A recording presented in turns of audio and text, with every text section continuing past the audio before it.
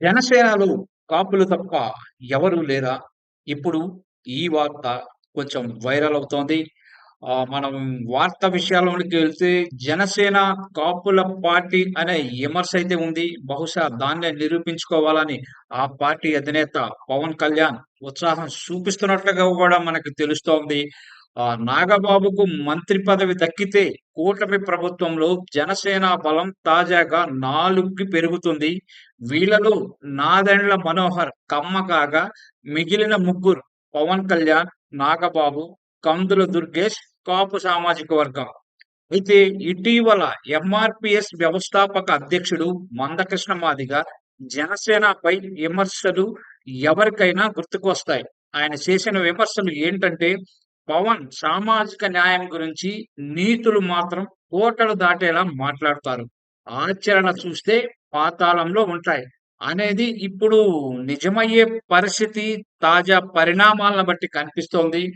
రాజకీయాల్లో ఉన్న తర్వాత సామాజిక సమీకరణలకు పెద్దపీట వేస్తుంటారు. మామూలుగా రాజకీయవేత్తలు సొంత సామాజిక వర్గానికి, అందులోను కుటుంబ సభ్యులకే ప్రాధాన్యం ఇస్తే జనం ఏమైనా అనుకుంటారని అధినాయకులు భయపడుతూ ఉంటారు.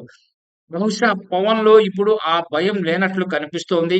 అందుకే ఆయన సొంత అన్నకు మంత్రి పదవి ఇప్పించుకుంటున్నారనే వార్తలు వినిపిస్తున్నాయి.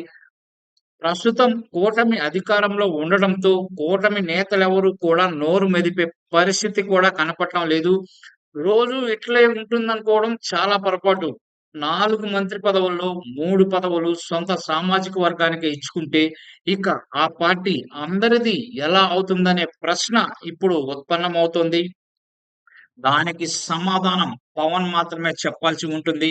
తన సామాజిక వర్గంలో బలంగా ఉంటే చాలని పవన్ ఇప్పుడు అనుకుంటున్నట్లుగా మనకి తెలుస్తోంది. ఎందుకంటే తన బలం అదే అని ఆయన ఇప్పటికీ నమ్ముతున్నారేమో.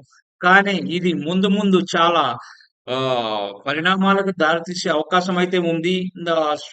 ఒకే సామాజిక వర్గంతో ముందుకెళ్తే మిగతా సామాజిక వర్గాల్లో పార్టీ ప్రాబల్యం తగ్గే అవకాశం అయితే కనిపిస్తోంది. మరి పవన్ కళ్యాణ్ దీన్ని ముందు ముందు ఎలా అధిగమిస్తారో మనం చూడాలి.